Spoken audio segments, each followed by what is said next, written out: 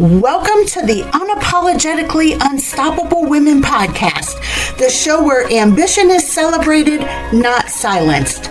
Lori, Ann, and Angie are your hosts, and each week we dive into real, unfiltered conversations about women doing extraordinary things in their lives and in their businesses. Here we don't shrink to fit expectations or apologize for our success.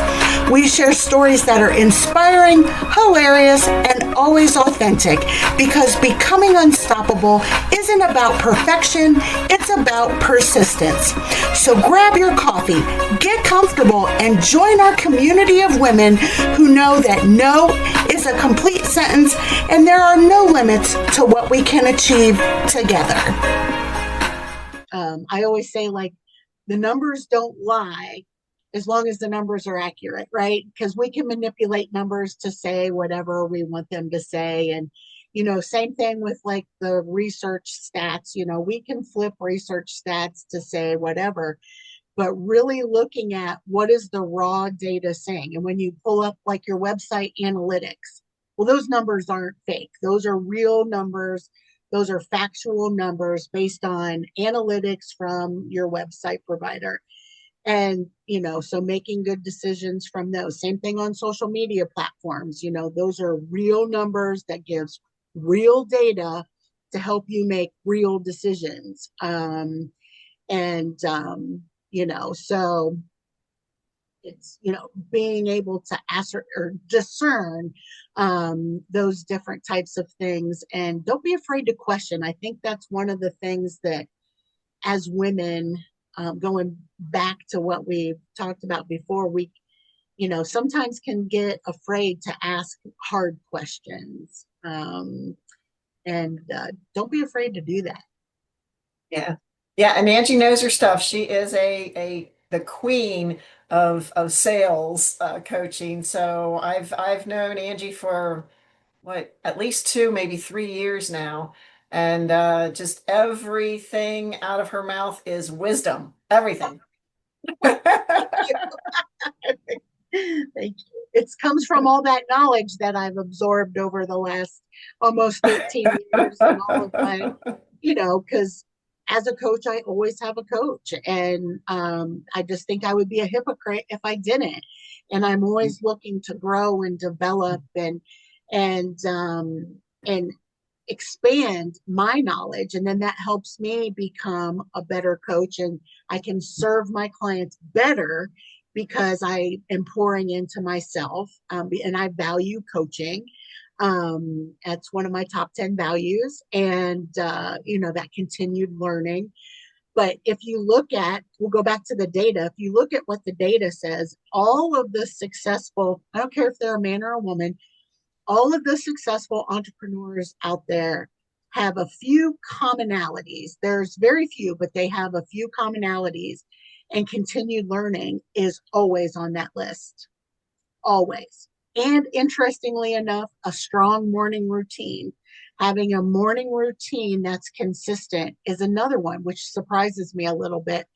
But, it's like how you start your day is what carries you through your day.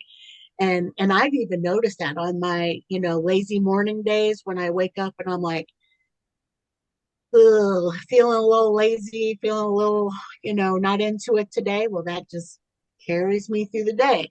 Wake up in the morning, got a little pep in my step, and I'm ready to take on the world. Well, then that propels me through the day. Yes.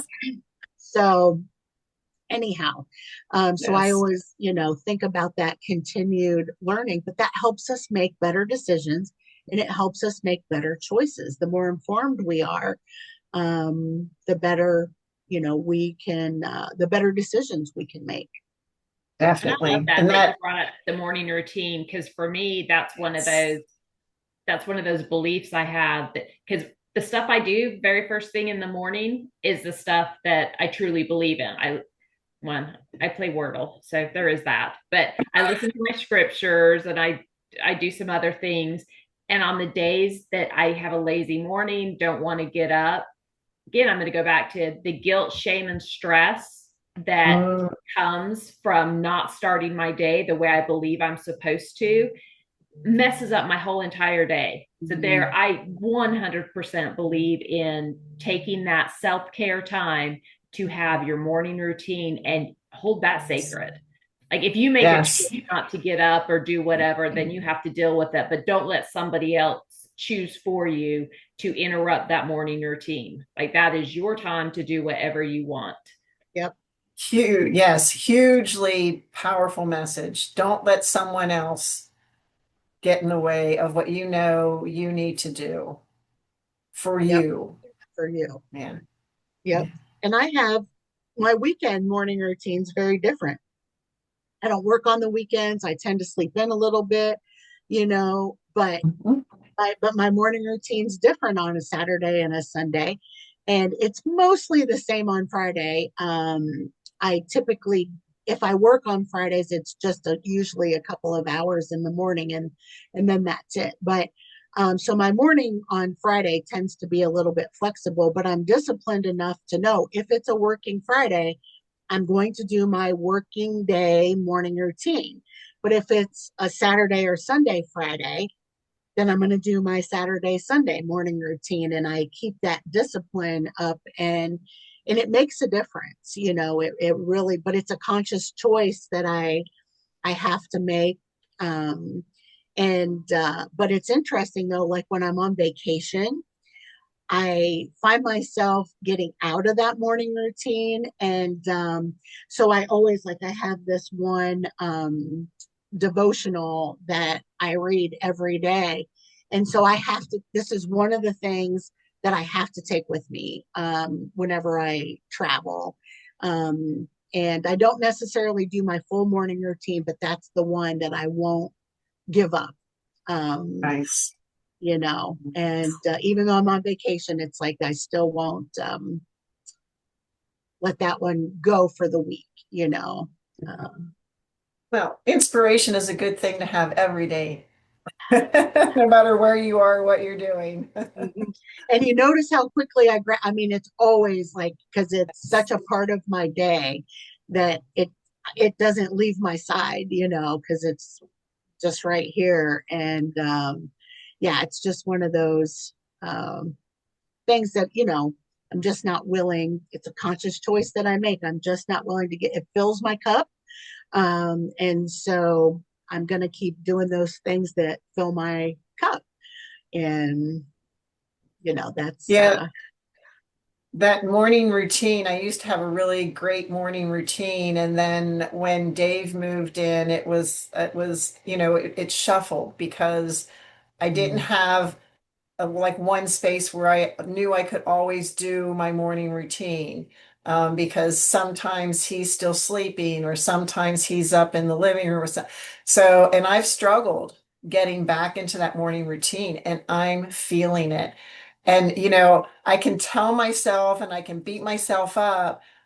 Laura, you got to do it. You got to do it. You got to get up. You got to do it. You got to find a space. You got to set that as a sacred space and blah, blah, blah, blah, blah. And I'll do it for a couple of days and then something comes up and I allow other things to get in my way. So I bring this up because it can be difficult to get into a morning routine and it's easy to beat yourself up when you're not in that morning routine and that doesn't help. And so ladies out there and gentlemen, if you're watching this, that morning routine really is important. And I feel it. I feel it when I do my morning routine. The day just seems to just seems so easy, right? Even when things, something like throws me off balance, it doesn't really throw me off balance because I've done my morning routine. Think of it as your stability, your this is my solid ground that I can trust in. yeah, So yes, it does make a big difference. yeah, set that foundation for the day. And then that's what, Yeah. and it's like once it's set, then that carries you through the day. And you don't want to Yes. be on unstable ground when you're starting your day. Right. Right. Exactly. Exactly. Well, ladies, do we have any final messages for freedom and women? And before we call it a wrap? There's one thing, Lori, you put, I think it was a Facebook post, something about realizing you could be powerful and peaceful. And like, I think you listed like 3 different words that people don't go together. So, my parting wisdom, if you will, is take the freedom to really, again, kind of coming back full circle. You can be 2 things at once. You can be both powerful and peaceful. Both are true. You don't have to pick one. So find that Yes. freedom within you to go, who am I going to be? And what does that mean to me? What's that? I love the movie The Help, and that this is slightly off topic. The little girl heard Nanny is saying to her, ask her the question, am I going to choose to believe all the terrible things that people say about me? Maybe somebody's told you you're not allowed to be powerful, you're not allowed to be peaceful, you're this, you're that, you're whatever. You have the freedom to decide if what they tell you is true. Yes. Yes. That. And really think about it. Yeah. Yeah. I What love what a that. great parting wisdom. I love that so much. Yes. Yes. Well, thank you all for joining us and being unapologetically unstoppable women on this podcast. And let us know what you're going to choose to do. What freedom do you feel confident in, and share with us.